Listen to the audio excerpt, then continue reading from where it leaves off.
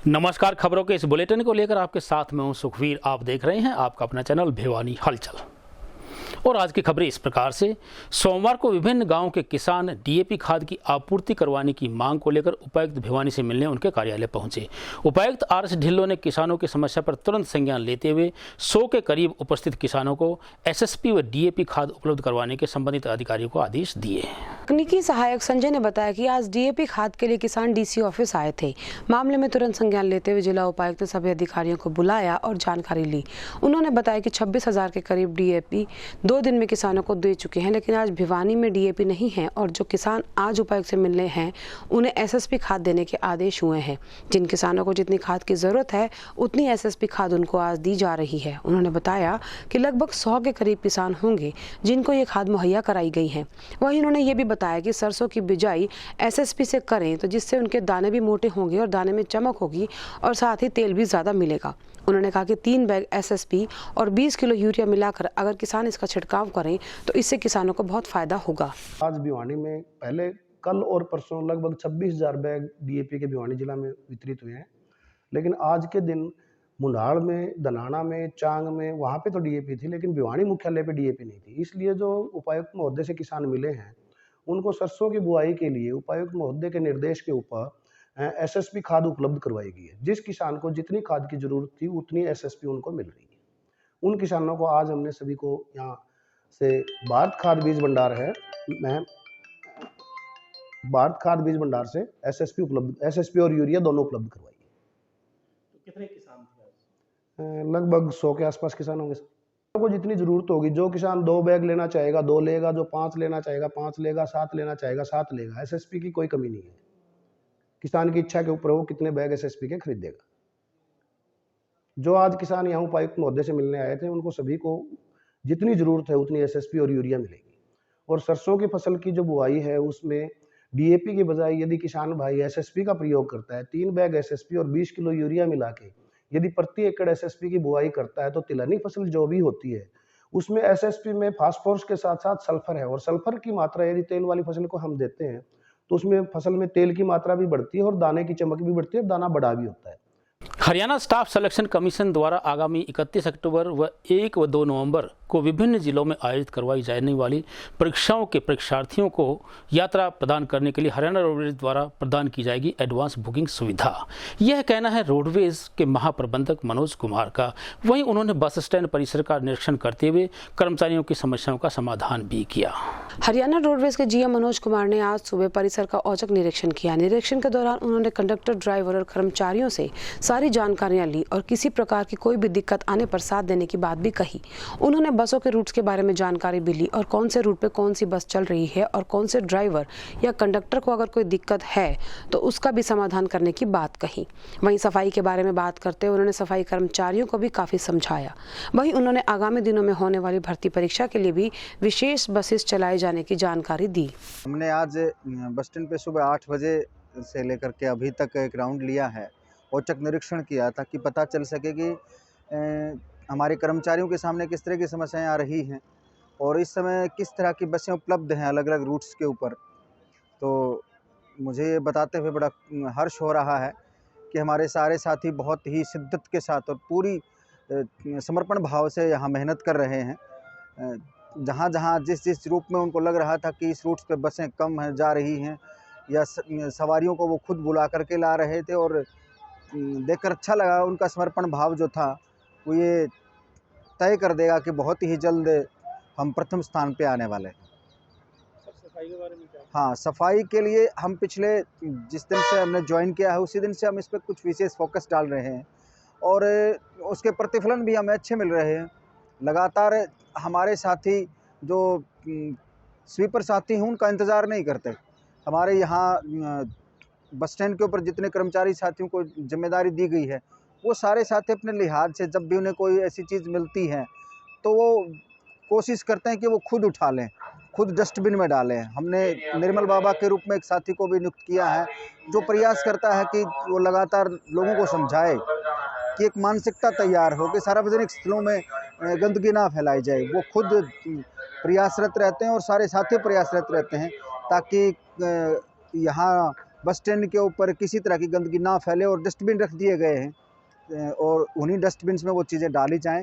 और हम ये भी सुनिश्चित कर रहे हैं कि आगे हम जुर्माना भी करें, जो भी साथी समझने से ना माने तो उसको जुर्माना लगाया जाए, ताकि वो अगली बार जब गलती करे तो उसे एहसास हो कि उसकी गलती को उसको जुर्माना लग चुका है। हमने हमारे साथियों से मिलकर के ये तय किया है कि बहुत सारी समस्याएं आती हों उन विद्यार्थियों को जो बच्चे परीक्षा देने जाते हैं। अलग अलग अगर वो वाहन करते हैं तो किसी को 2000, 3000, 4000 रुपये तक खर्च होते हैं। तो हमने सभी यहाँ मंत्रणा की साथियों के साथ और ये फैसला किया कि जहाँ जहाँ एग्ज़ाम होंगे, अभी ये तय नहीं है कि हमारी बसें कहाँ जाएंगी, लेकिन ये तय है कि 31, 1 और 2 को जहाँ जहाँ एग्ज़ाम्स होंगे वहाँ के लिए बुकिंग्स ओपन कर दी गई। हमने 2 साथियों के नंबर भी न्यूज़पेपर में डाल दिए हैं, ताकि 2 दिन पहले हम बुकिंग भी प्रारंभ कर देंगे। जहाँ जिन साथियों को, जहाँ जिन बच्चों को जहाँ जाना है, वो निश्चिंत होकर के अपनी उस यात्रा के बारे में निश्चिंत अवश्य रहें।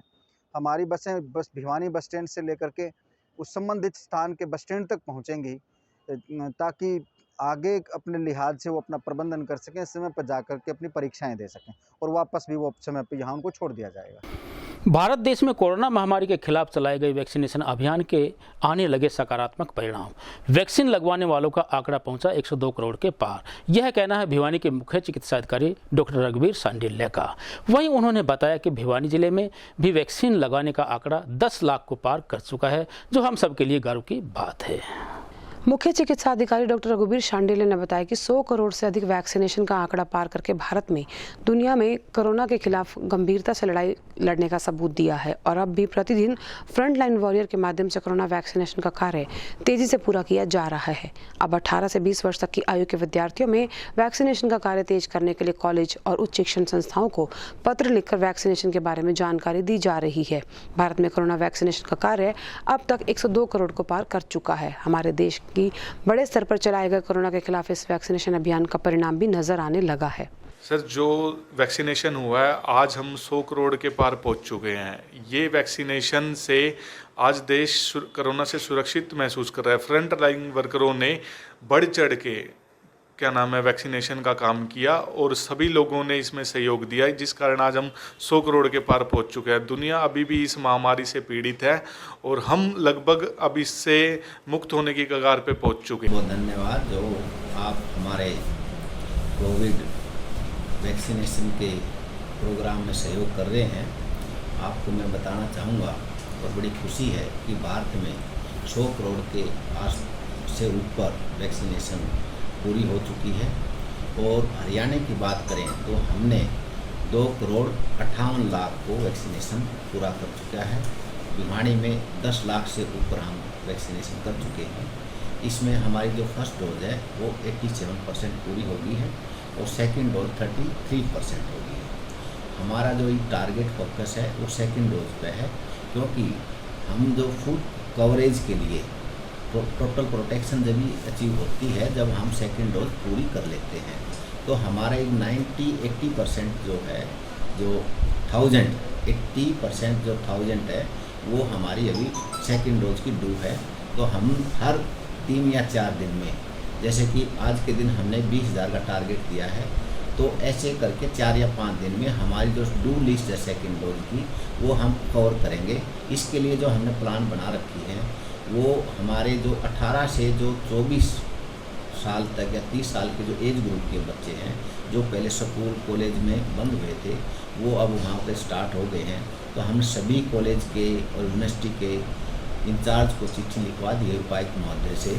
हरियाणा प्रदेश के सैकड़ों ऑयल मिल मालिकों को सरकार द्वारा दी जाएगी बड़ी राहत। शीघ्र ही एलएल फॉर्म भरने की कंडीशन को किया जाएगा खत्म। यह कहना है प्रदेश के कृषि एवं पशुपालन मंत्री जेपी दलाल का। वहीं इस बारे में ऑयल मिल एसोसिएशन के पदाधिकारी शिवनारायण गोयल व कृष्ण कुमार ने आश्वासन मिलने के बाद इस संबंध में कृषि मंत्री का धन्यवाद किया। आपको बता दें कि हरियाणा में करीबन 450 ऐसी ऑयल मिल हैं जहां बिनौले से तेल और खल निकालने का काम किया जाता है। इन मिल मालिकों का कहना है कि उन्हें कमेटी की तरफ से हर माह एक LL फॉर्म भेजा जाता है जिसे भरकर वापस देना होता है।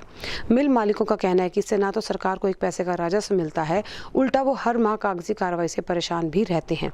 अपनी इसी समस्या को लेकर हरियाणा ऑयल मिल एसोसिएशन के प्रदेश अध्यक्ष कई मिलर्स के साथ कृषि मंत्री JP दलाल से उनके आवास पर मिलने पहुंचे और अपनी समस्या रखी।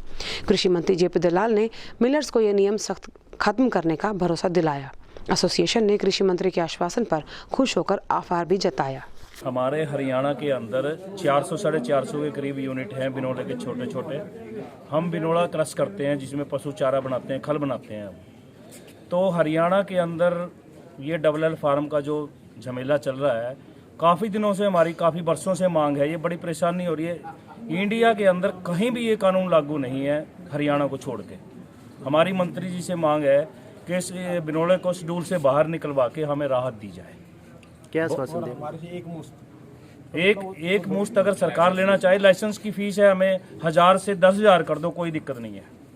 लेकिन मतलब ये जो भ्रष्टाचार फैला हुआ है, जो परेशानी कागजी कार्रवाई की हो रही है, ये बंद हो जाएगी। माननीय मंत्री जी ने हम सब का बड़ा आदर सत्कार किया और हमें आश्वासन दिया कि हम इस काम को जल्दी से जल्दी आपका निपटवाएंगे।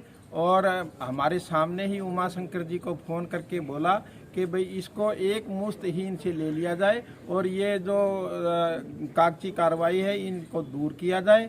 और मंत्री जी का हम बहुत धन्यवाद करते हैं कि हमारा बहुत बहुत मान रखा। हम सुबह सब लोग इकट्ठे होकर के 3-3 बजे घर से उठ करके आए थे, हमारा पूरा सम्मान किया। और दो एक इंस्पेक्टरी राज के लिए जो हमारे को राहत दी गई और कहा गया कि इसको हम आपसे निजात दिलाएंगे। सोमवार को भिवानी में नगर परिषद कर्मचारियों व यातायात पुलिस कर्मचारियों द्वारा भिवानी के भीड़ भाड़ वाले क्षेत्रों घंटाघर, हासी चौक, नया बाजार इत्यादि जगहों पर संयुक्त रूप से अतिक्रमण हटाओ अभियान चलाया गया।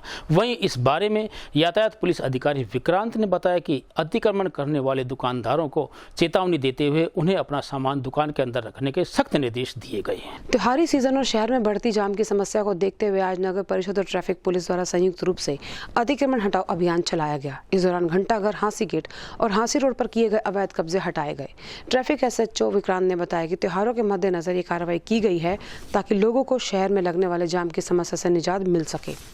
भिवानी के निकटवर्ती गांव गुजरानी के किसान, बुजुर्ग नागरिक अपनी पेंशन नहीं मिलने व गांव में जल भराव निकासी की समस्या को लेकर प्रशासन से मिलने लघु सचिवालय पहुंचे। इस अवसर पर गांव के किसानों, दिव्यांग व बुजुर्गों ने बीते 4 महीने से पेंशन नहीं मिलने व गांव से बरसाती पानी नहीं निकालने के प्रशासन पर आरोप लगाए तथा इस संबंध में एक ज्ञापन भी उन्होंने प्रशासनिक अधिकारियों को सौंपा। गुजरानी के ग्रामीण अपनी विभिन्न मांगों को लेकर आज लघु सचिवालय पहुंचे। उन्होंने कहा कि उनकी पेंशन उन्हें 4 महीने से नहीं मिल रही, जिसमें काफी लोग दिव्यांग भी हैं। उनका कहना था कि वे लोग पहले भी जिला उपायुक्त को शिकायत की थी, उस वक्त उन्हें 1 महीने की पेंशन भेज दी गई थी, लेकिन अब फिर से 4 महीने की पेंशन पेंडिंग हो चुकी है। उन्होंने बताया कि पेंशन धारकों में काफी ऐसे लोग भी हैं जिनके घर में आमदनी का कोई साधन नहीं है और वे पूरी तरह से पेंशन पर निर्भर हैं। उन लोगों ने अपील की कि त्योहारों को और उनकी आर्थिक समस्या को समझते हुए जल्द उनकी पेंशन उन्हें दे दी जाए। हम गांव गुजरानी से आए हैं जी। गांव गुजरानी में बुजुर्गों की पेंशन 4 महीने से नहीं मिल रही। 1 महीने के पीछे दी थी, 4 महीने की फिर इकट्ठी हो गई। ये बेचारे बुजुर्ग दर दर की ठोकरें खा रहे हैं, न कोई बैंक वाला इनको बताता भाई तुम्हारी पेंशन क्यों नहीं आई। ये बेचारे सुबह जाके वहाँ बैठते हैं, शाम को उठ के अपने घर आ जाते हैं। इनमें से कुछ विकलांग हैं, कुछ अंधे हैं, कुछ बेचारे ऐसे बुजुर्ग हैं जिनका पेंशन के सारे काम चलता था। ये बेचारे दर दर की ठोकरें खा रहे हैं। अब दिवाली का त्योहार आ गया, इनके पास 1 पैसा बेचारों को खर्चा करने के लिए नहीं है। तो हम डी साहब के पास आए हैं, डी साहब से मिलेंगे और साहब से अनुरोध करेंगे कि भी इनकी पेंशन जल्दी से जल्दी दिलवाई जाए। हम गांव गुजरानी से सभी बुजुर्गों के साथ उपायुक्त महोदय से मिलने के लिए आए हुए थे, जो कि बुजुर्गों को पेंशन नहीं मिल रही और उनके खाने पीने के बड़े लाले पड़े हुए हैं और वो मेहनत मजदूरी भी नहीं कर सकते। हिसाब से ये अनुरोध करते हैं कि इनको जल्द से जल्द दिवाली से पहले पेंशन का भुगतान किया जाए। और दूसरी समस्या जो है, मेन विकट समस्या जो ये है कि गुजरानी में पानी का भराव ज़्यादा हो चुका है और हम पिछले 1 महीने से प्रयासरत हैं, जो कि तिगड़ाना मोड़, गुजरानी तिगड़ाना मोड़ पे एक मोटर रखी हुई है, उसका तो कनेक्शन कर नहीं रहा है विभाग और पीछे की मोटर का कनेक्शन कर दिया, उसके कारण जल भराव ज़्यादा हो रहा है। इसलिए हमारी उपायुक्त महोदय से तुरंत ये कनेक्शन करवाने की अपील है, जल्द से जल्द हमारी समस्या का समाधान करवाए, जिससे आगे हमारे अनाज बोने की कोई समस्या का समाधान हो। अब मुझे दीजिए इजाजत। देखते रहिए आपका अपना चैनल भिवानी हलचल।